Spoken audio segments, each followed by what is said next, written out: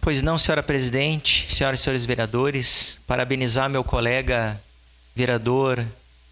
Zanquim por esta proposta.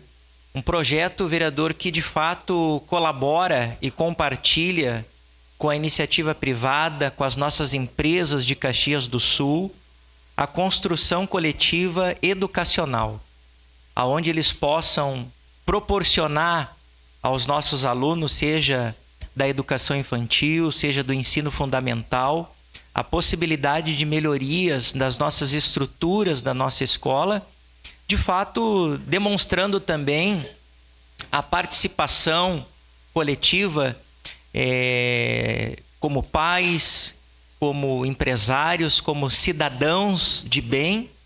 contribuindo na construção de uma educação cada vez mais de qualidade às nossas crianças e adolescentes. Então, eu quero parabenizar Vossa Excelência por esta proposta. Estaremos votando favorável, tendo entendimento de quanto é importante esta proposta, de entender que o poder público, infelizmente, por mais que os cofres públicos estejam numa situação até, vamos dizer assim, no dito popular, no azul, nunca será suficiente para que a gente possa fazer os investimentos na nossa educação. Então, muito obrigado e, mais uma vez, não sendo redundante, parabéns.